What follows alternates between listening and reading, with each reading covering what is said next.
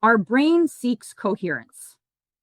Our brain needs us to behave in a way that's congruent with what it believes about ourselves. So if I believe that I'm lazy, not athletic, I have no willpower, I have no discipline, my brain is going to do everything that it can to make me behave in that way. And so those beliefs really become limiting and hold us back. Welcome to Talkin' Shit, the podcast where we get real about the unfiltered truths women face in the quest for perfection. I'm Jana, your host, a dietitian and fellow woman navigating the pressure to have it all together, the perfect body, career, relationships, and making it all look effortless. Who set that standard anyway? Here, we're calling out the diet fads, hustle culture, beauty standards, and everything else that keeps us feeling stuck. But we're not just venting, we're diving into how to break free and rewrite the rules on your terms. So grab a coffee or a glass of wine and let's talk some shit. Together, we'll uncover how to live a life that's unapologetically yours. This is Talkin' Shit. Let's dive in. Welcome back to the Talkin' Shit podcast, everyone. I am so excited. Rebecca is back with us. Now, Rebecca first recorded with me a couple months ago, and we explored this idea of the type A versus type B eaters. And there were so many of you that reached out and said, oh my gosh, it was like you understand my life. So I reached out to Rebecca and said, can we do another one? Because I love her approach. I love everything that she stands for and how she supports her clients. So Rebecca, thank you so much for being willing to give more of your time, energy, and expertise to us.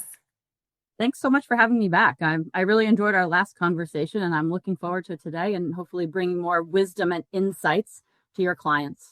Yeah, me too. Okay, so we were talking before we started recording, and you said something pretty powerful, and I think something that many women will resonate there tuning in of if you have tried everything and nothing works. So you work with a lot of individuals that come into you and say, I've literally tried every diet out there and nothing works. So tell us more about that.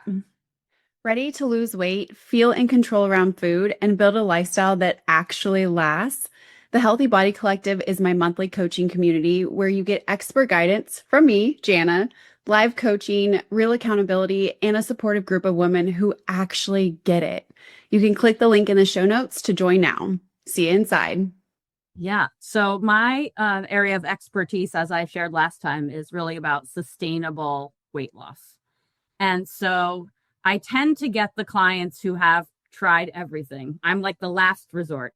And so they've tried keto, they've tried intermittent fasting, they've tried Weight Watchers, they tried, Atkins back in the day, and they've been on this roller coaster of on and off for as long as they can remember. And they're frustrated, and rightfully so, because they're not getting the results that they want. And it's not because they're not putting in the effort, because they are. And so they're at the place where they're really starting to believe that something is wrong with them, and that it is not possible for them to see the results that they want. Mm-hmm. Why do you say you focus on sustainable weight loss? Don't we just want to lose weight? Like, why do we want that sustainable part of the equation? Well, for my purview, I want to help people have a healthier lifestyle for the duration. To me, there's really no value in helping someone with short-term weight loss. Helping them create a plan that they can only do for a short period of time. Like, where's the value in that, right? Because that's just going to put them back in the same cycle that they've been in. And so I want to teach my clients how to implement and maintain habits that they can do successfully for the long term so that they can get off the roller coaster and the on again, off again. Because not only is that bad for our health, but it's really bad for our psyche. It damages our mental health when we have some success and then we fall back into old patterns. We start to internalize those things and we believe that there's something wrong with us. Yeah. And I hear so many women internalize these inaccurate narratives, right? Like you just said, like there's something wrong with me. My body there's something broken in my body, right? I'm a failure. I'm lazy. I'm not motivated. I'm not disciplined. Those are all that's the internal dialogue that's really starts to build. And what I'm hearing you say is that that's not accurate, actually. No, not at all. And the problem with that is that our brain seeks coherence. Our brain needs us to behave in a way that's congruent with what it believes about ourselves. So if I believe that I'm lazy, not athletic, I have no willpower, I have no discipline, my brain is going to do everything that it can to make me behave in that way. And so those beliefs really become limiting and hold us back. Mm-hmm. So it's not that we can't be successful. It's that we're implementing strategies that are not addressing the real issue.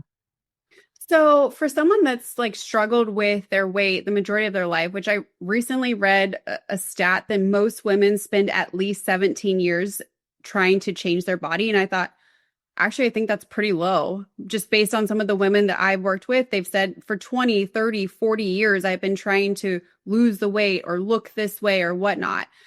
But so if we were to actually address like the real thing, what would we start having conversations around? Mm-hmm. So when I start working with a client, one of the first things I ask them is, what is your biggest challenge?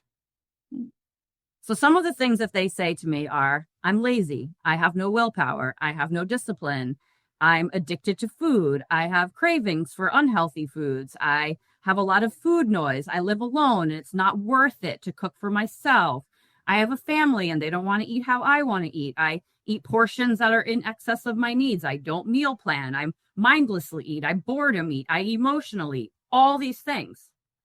And so as dietitians, what are we trained to do? We're trained to prescribe a way of eating. Mm-hmm.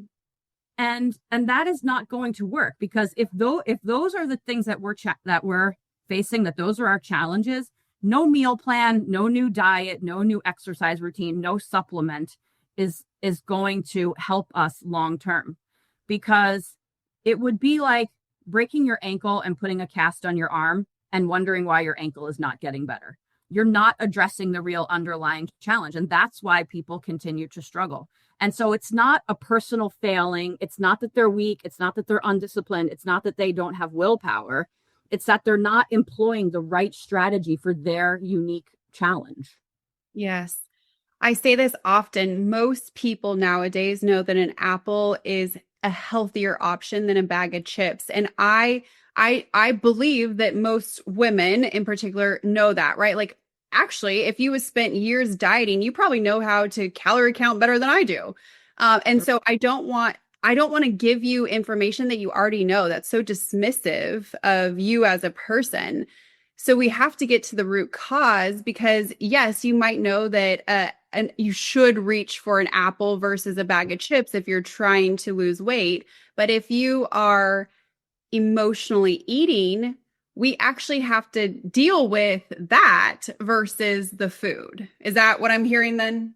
That is exactly right. And so if you were to look at my client notes, you would not see calorie prescriptions or notes indicating conversations about macronutrient contents of foods and that sort of thing, because that is not what people need. People do not need more information. They need strategies for how to put that information and that knowledge into place consistently. Mm-hmm. And that is the difference. When we can work with ourselves and we can master ourselves Mm-hmm. and get clear on the challenge that we're facing, that's when we start to see success. So this is actually a very humbling journey. So a lot of women, for me, they'll start crying, and it's almost like a release of like, oh my gosh, like, thank you, one. And then two, like, how the hell do I do this? Right? Like, this is scary, because food has kind of been the scapegoat for a lot of things that we haven't wanted to address potentially. And so if we continue struggling with food and we can't seem to, and I'm air quoting, fix it, that's where we want to dive in and create those strategies that are going to really be able to support the individual to live their healthiest, most confident, like, strongest life possible, that maybe have nothing to do with food.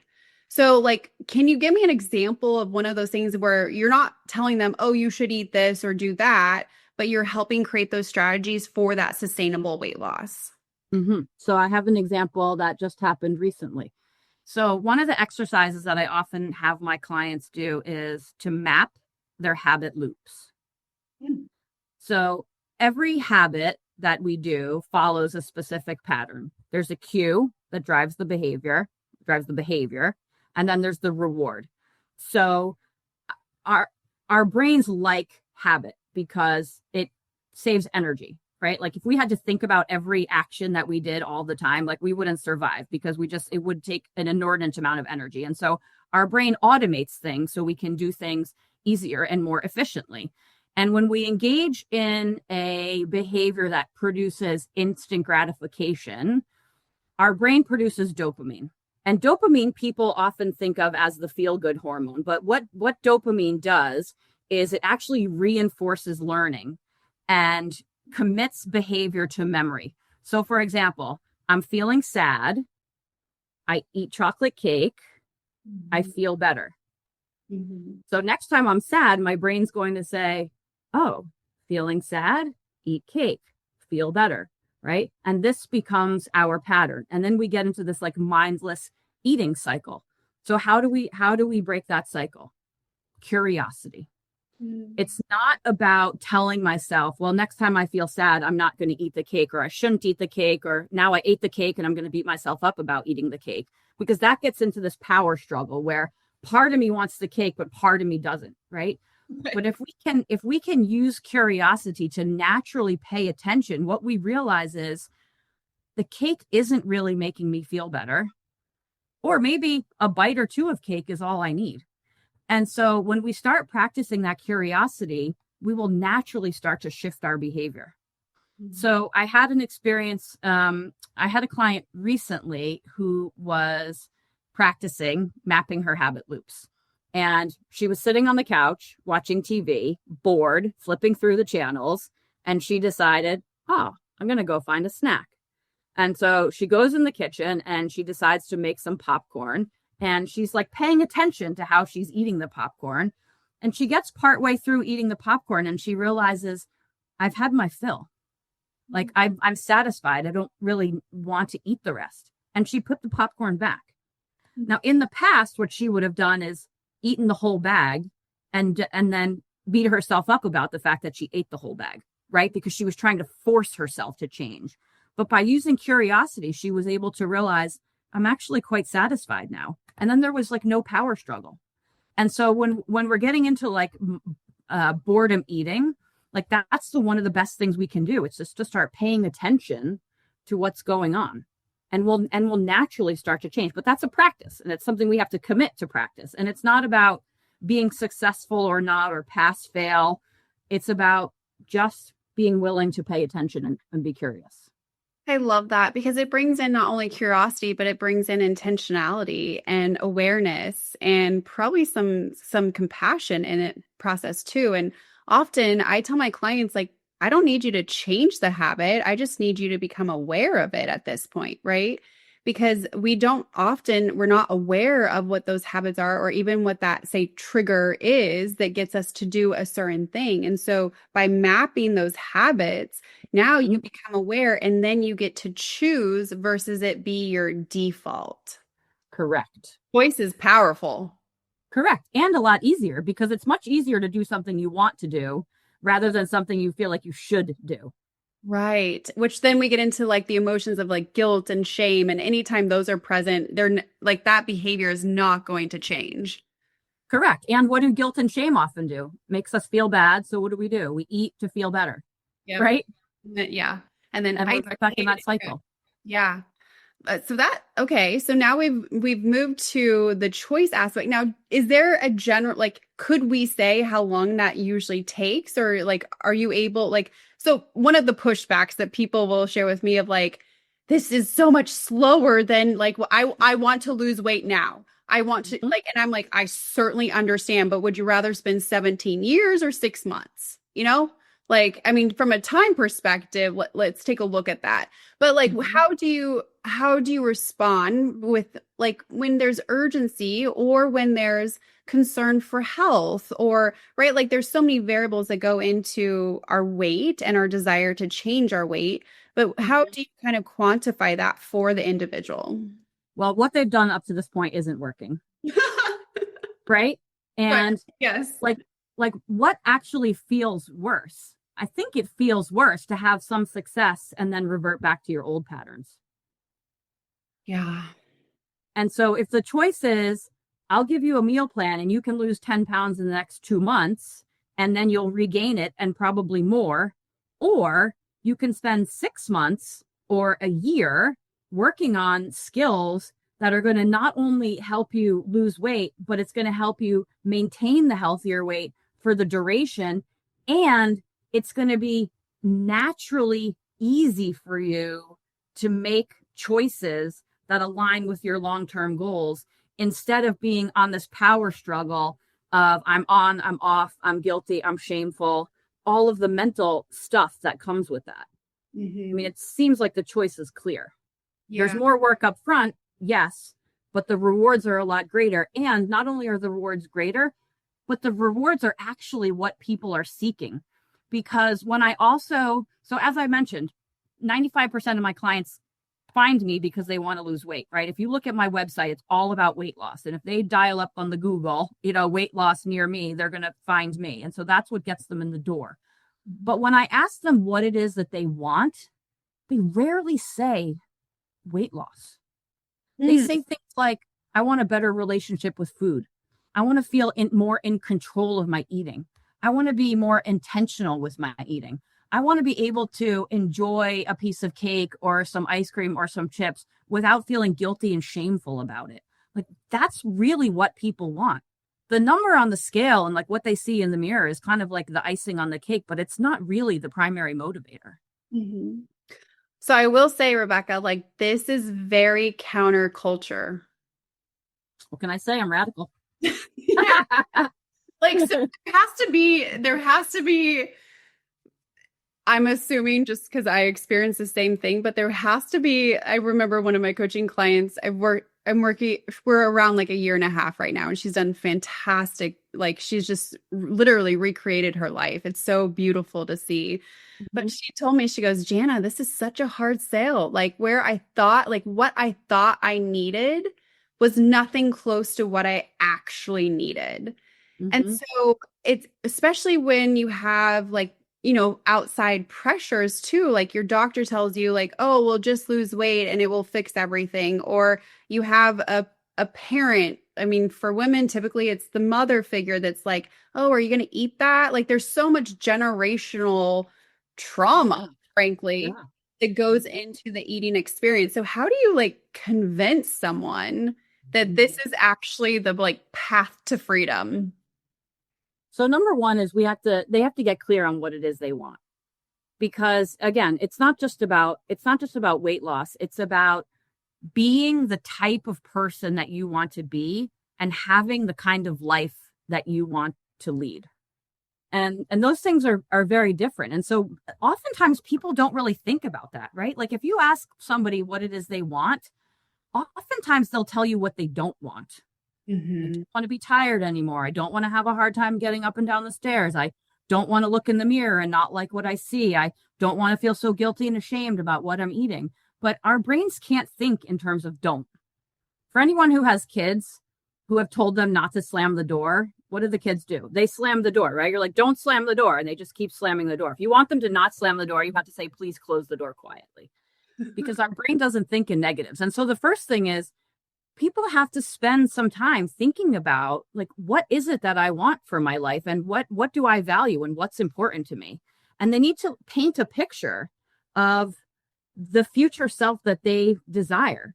And so weight isn't really ever a part of that for anyone that I've met. It includes things like, I want to be someone who's active and joyful, who pursues new experiences, who nourishes her body with healthy foods, but who can also enjoy cake at a party without it derailing her. And I want to be someone who like pursues goals and achievement and who experiences life to the fullest. Like that's where the behaviors fit into. It's not just about losing weight. And so we have to tie it to something bigger. And we also have to get clear about what are the things that we value most. Yeah, I was going to say that sounds like value-based coaching, like just correct. And really being given the space to identify those values outside of thin. Yeah. And it's important to recognize that Our values are not what we do. Our values are not what we say, they're what we do. And so if I were to follow you around with a hidden camera all day long, would I know by your actions what you value? Ooh, that would be so interesting. And so many people will say, I value this and I value that. But if you follow them around, what you see them doing is completely contradictory to what they say they value. The other thing about values is we have to apply them consistently. So, for example, kindness. If I'm someone who values kindness, it doesn't mean I'm kind to other people, but then I treat myself poorly. It means I uphold that value of kindness. And so you can use your values to guide your behavior. So, for example, if I value creativity, how might I use my value of creativity to help me prepare healthier meals? I might want to try a new recipe. I might want to try a new spice. I might want to, change it up a little bit. If I'm someone who values relationship, can I use my desire to make healthier choices to live in alignment with my value of relationship by having family meals? Okay, so this is where it sounds like weight loss doesn't have to suck. Like, no, it doesn't have to suck. It can actually be like really fun and really creative and really exciting and really growth oriented, right? Like there's so many things that it can be versus I just have to be in a calorie deficit. I have to go to the gym 2 hours a day. And I have to be starving in order to get the results. So here's the thing about weight loss too. Like we often hear like you got to cut 500 calories, right? If you want to lose weight. But the research shows that even cutting back 300 calories a day is enough to spark some weight loss. So think about what 300 calories is. It's like nothing. A slice of American cheese is like 80 calories. Like a cup of milk is like, skim milk, 80 calories. A cookie could be 200 calories. Like we're not talking about huge amounts of calories here. And so if you were to use your value, for example, of kindness to say, do I want to eat all of this? Is that treating myself kindly? Or would having like a reasonable portion be more kind? Probably the more reasonable portion, right? If I value family, if I value relationships and I'm going to use that to guide my choice and I'm going to choose to prepare a healthy meal as opposed to like getting pizza where I'm likely to overdo it and eat too much, right? Like just making those decisions, being curious about how it feels to eat certain foods, I'm going to start to naturally eat less. Mm-hmm. And like, there's my calorie deficit right there. And I didn't have to force myself to do anything because like you said, it's moving away from this deficit model to moving towards this like abundance model of like being the type of person that I want to be. And that is so much easier. I never have a problem doing things I want to do. Mm-hmm. I always struggle with doing things that I feel like I need to, or I should, or I have to. And the last thing that we need, and especially we need as women, is to take on something else that we need to do, or we should do, or we have to do. Yeah. Wow. I mean, it's scary. I was going to say, so shifting into that abundance model. So a lot of individuals use fear as a motivator, right? Like I hear all the time, like, I don't want to have diabetes like my dad, or I don't want to be or struggle with my weight like my mom, or right. Like it's very fear-based that we're trying to use fear in order to change ourselves. And anytime the fear is present, again, that thing will never change. But when we shift into that abundance thinking, that abundance model, it really shifts our mindset and allows us to expand into other areas and other possibilities. It makes it more a wide array versus very linear and very like strict regimen aspect of it. Correct. So if you have a client who comes in and you say, why are you here? And she says, my doctor told me I have to lose weight because I have diabetes, mm-hmm. right? Where is her motivation? There's like none, right? Because that's an external motivator. It's fear-based. My doctor's told me I should, or I have to. And if I don't do it, he's going to be disappointed. Now, if you ask yourself, why is managing your diabetes important to you? She might say, well, I want to be healthier and live longer. Okay. What is it about that that's important to you? Well, I want to be around for my kids. Okay. What's important to that for you? Well, when I was growing up, my mom had diabetes and she always had to sit on the sidelines and she couldn't participate in anything with us. And I do not want that for my kids. I want to be the type of mom who participates and who is active and fun, who is part of my kids' lives. Now we've just taken her from this external motivator to something that is more deeply meaningful to her. And so we got to help people connect with those things. And so if the client comes in and says, I want to lose weight, well, what is it about being in a smaller body that's important to you? And we got to keep digging and keep digging and keep digging and find that thing. And you know what? Sometimes they might realize, I actually don't care. I just feel like I should because society is telling me I should. And I can tell you, I've had clients that has happened to before. And you know what I say? My work here is done. Thank you so much for coming. If in the future I can be of any help to you, please call me back. Yeah. And I have had people 2 years later call me back and say, you know, I want to think about making some change. Yeah. But they have to have a motivator. And so if people are struggling, maybe the real issue is that they don't really want to change. Yes. And that's okay. That's okay. And yes, it's okay to say that, right? Like just because someone told you have to do it, or just because you think you should look this certain way and you have yet to make a change for it, that's where we want to get curious of like, well, maybe it's not coming from you. What do you want to do? And give them permission to say, it's okay to not change. Totally. And it's interesting though, because when you give that permission, a lot of times individuals will say, well, what are we talking about now here? And then it opened, I don't know what happens, honestly, but as soon as I give that permission of it's okay, you don't have to change. It's not hurting my feelings whatsoever. I'm just wanting to make sure that I support you in living your best life, whatever that looks like for you. Then it's like light bulb. Totally. Yeah. Because it's not about us. It's not about me. Yeah. My client is never going to disappoint me. I'm not going to think more highly of a client because they did better.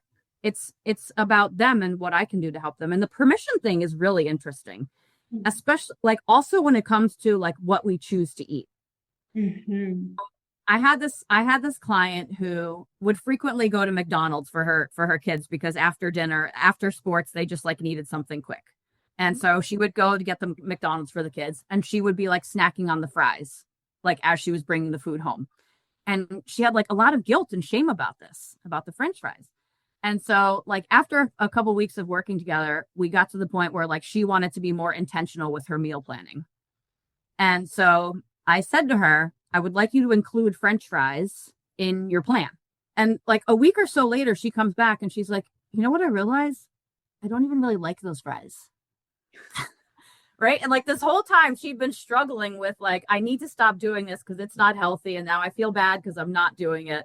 And as soon as I said, like, I would like you to include the French fries, she realized that she didn't even like the French fries. Yes. There is something about that permission thing. Yes, because it allows the rebel to quiet down. So I fully believe we all have this rebel in us and we do not like being told what to do. It's like, screw you. I'm a grown ass adult. I'm going to make my own decisions. You don't get to tell me what to do. And so as soon as we don't tell them what to do, it's like, oh, well, now the rebel doesn't have anything to fight against or anything to really push or create force, right? Like, because that's where a lot of times that's the internal resistance, essentially. And now it doesn't have that to go against. And so it's like, okay, well, my job here is done. So we also rebel against things that we tell ourselves we're going to do. So it's not just rebelling against what other people tell us to do, but we rebel against ourselves. Why do we do that? Like, I mean, that's a human condition. Why would we rebel against the very thing that we say we want? Because we have competing commitments. And those competing commitments are very, very powerful motivators to stay the same. Yeah. Yeah. So part of us wants to get up early in the morning and go to the gym before work. And the other part is like, oh, this bed is so comfy. I just want to stay in this bed. Right. And it like creates this rub where we get stuck. Mm-hmm. Yeah. And so like competing commitments are totally normal where part of us wants one thing and part of us wants the other thing. And so sometimes that means learning to negotiate with our different parts so we can get everyone on the same page so we can move forward. Yeah. Oh, I love how you said parts because they really are like to integrate them and align them. And sometimes like we can't do it all at one time. Like Yep. it's okay not to change 20 different things in your lifestyle. And in fact, it would be recommended not to do that because that's Correct. where it's just become so overwhelming. But could we look at one area and remain curious and see how we can start shifting that into something that better aligns with what you say you want? Mhm. Well, and I think that's another reason why people typically fail, as they will say. It's because they try to change everything at once. Like we have a habit of trying to change ourselves instead of just looking at our natural tendencies and trying to figure out like how can I work with myself to change this one thing. We feel like we have to do everything, right? Like we're not doing any meal planning or meal prepping, and now all of a sudden we think we have to have a whiteboard in the kitchen with every meal for the whole month on there, and then we have to like go grocery shopping and like get the containers and like make all the food, and then we need to like go to the gym 5 days a week, and we need to meditate and do yoga in the evenings, and like that is completely a 180 from what our current situation is. That's never going to work. You know why I really like this approach, Rebecca, is because it allows people to be human. Yeah. Like if and it's almost like in the weight loss space, we would like really demonize people for not getting it done quickly. But if we look at every other area of our life, like change takes time. And in order to really get good at it, we have to put in the reps and we have to put in the reps for a Mm-hmm. very long period of time. And when it comes to our health, the reality is that if you want to live a healthy life for the remainder of your life, that is something you are committed to for the rest of your life. It's Correct. not something you just get to give up on. Correct. So like when people say how long does it take to form a habit, I think it was James Clear who says forever, because like once you stop doing it, it's no longer a habit. Yeah. Yeah.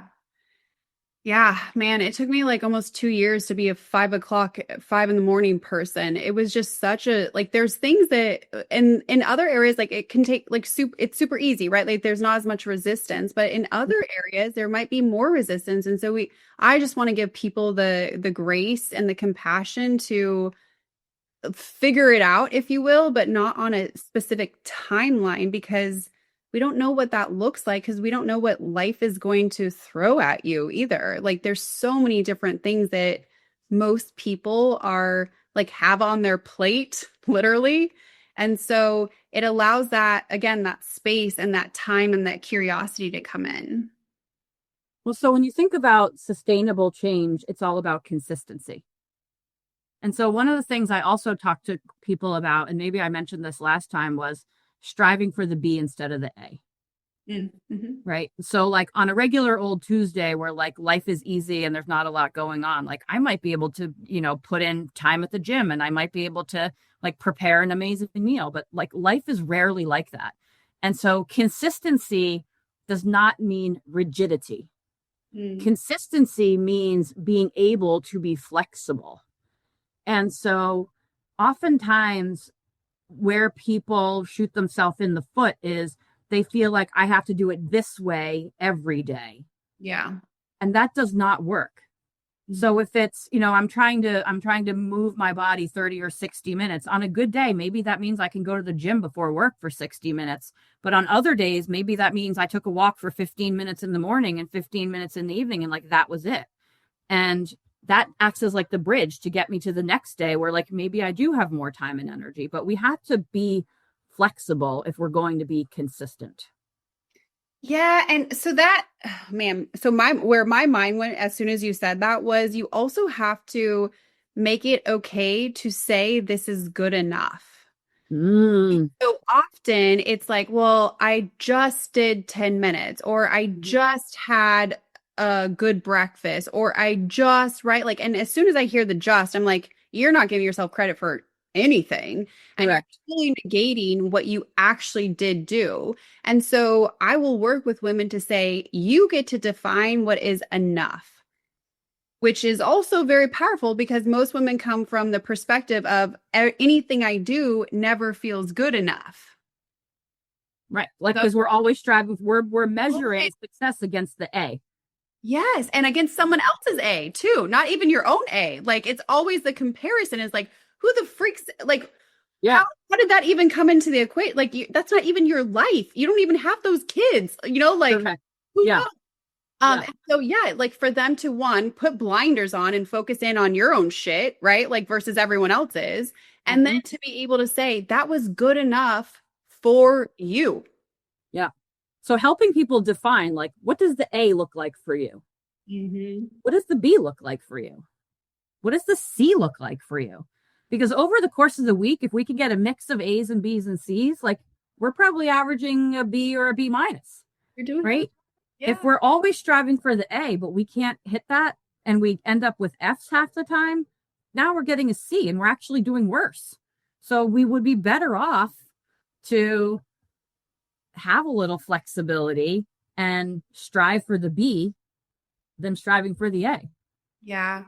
And I want to encourage individuals that even if you've had some long streaks of C's, still connect and get support because a lot of individuals will say, well, I didn't do anything and I didn't want to disappoint you and I didn't want to waste your time. And so I just, I rescheduled or I canceled or whatnot. And I always say that is the moment where we need to connect because that is the moment where you need support. Like it's not like connecting with the coach is not about just connecting and be like, oh, I did good. I did good. I did good. It's like, Right.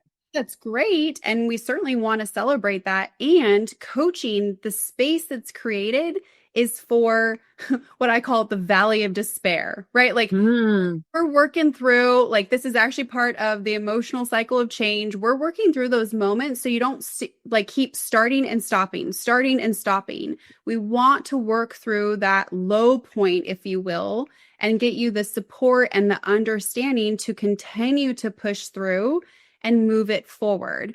But a lot of times that's when a lot of people will say, like, oh, I just didn't want to disappoint, or I know I didn't do anything. I'm like, okay, cool. Let's talk about it. so a great strategy for that is helping people adopt an attitude of practice. Yeah. Mm-hmm. Because when you practice, there's no expectation of outcome.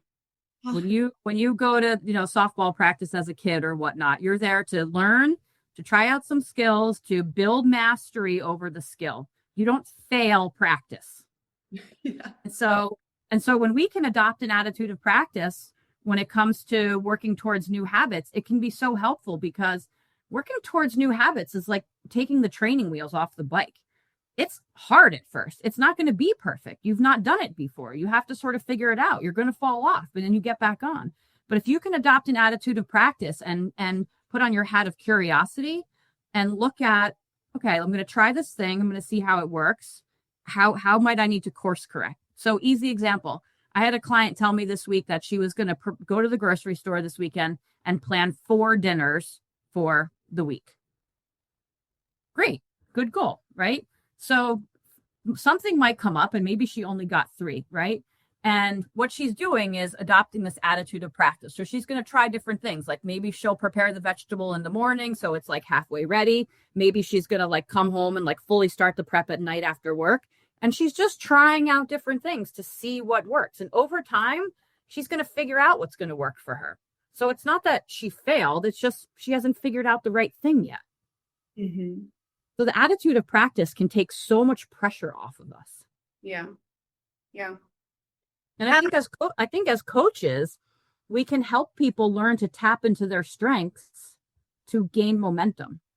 Yeah. Well, and that connects to like the relationship with food and, the relationship with ourselves is a lot of times we have the skills that we give to other people. And in this journey, you're starting to give it to yourself. And that's where the skill set shifts is you have the base of the skill because you're giving it to other people, but now we're starting to turn it towards you, which that skill might need to be practiced if you had a long history of not doing those things. Mm-hmm. Or looking at what are your strengths in your professional life? How do you organize yourself at work? What are some of the strengths that you bring to your work? And how might you implement those things in your personal life to help you move forward? Because we often think of those things very differently. Yeah. Have you heard that coaching saying, and I almost always get it wrong, but it's like you already have everything you need to have everything you've ever wanted. Mm-hmm. That's the saying. Pretty close to 8. I don't know if it's that exactly, but yes, it's true. And as coaches, that's what we do. That's our gift, is to help to bring that out in people, because it's often buried deep inside there. And we have a lot of guilt, we have a lot of shame, we have a lot of internalized false beliefs that we've taken on. We're like living this idea of a life that that's not authentic. And that's by no fault of our own, but that's just societal messages and family pressures and all of that. And that's where, as coaches, we can help dig that out with people. Yeah. And help them move towards their vision. Okay. So I'm going to use curiosity, and I am curious, what made you lean towards this space of weight loss and not keep to like meal plans or macros? Like, how did you get to this space to support individuals in this way? Personally, I find people very fascinating. I find human behavior very fascinating. And I'm just very curious about why people do what they do and why they behave like they do. So I've been doing this for 20 years. And the true answer is, when I started, I was very naive to the struggles that people faced. And I would have given meal plans, and I would have prescribed macros. And I learned that does not work, that the people who struggle, it's not because they don't know what to do. And I've had my own challenges too. And so I've had to figure myself out. And so a lot of my own struggles in my life were struggles that were not going to be fixed by implementing some technical solution, that I really had to learn and understand myself. And that's when things really started to change. And that's like what really excites me about this work, because I honestly don't care if my clients lose weight at all. I don't. What I care about is that they are living a life that is true to themselves, and that when I can help alleviate their suffering, they then have the freedom and the capacity to bring their best self to their life. And that, to me, is what it's really all about, because I imagine what the world would be like if every single one of us could show up as our best. But when we're spending all of this mental time and energy beating ourselves up and distracting ourselves with dieting and food, we can't do that. And so that's what it is for me. When I see people really blossom and come alive, like, that is the greatest gift. Well, that could make me cry. I think what a great gift you are giving to the world through your... As are you. So that's so cool. And I think there's so much healing in that is needed for many women. So thank you for continuing to spread that message. Thank you. Yeah. I'm on the same team for sure. Yeah, I know. I could talk about this all day long, but I want to be mindful of your time, and just thank you so much for, again, being with us in this space. I really appreciate it. Thank you.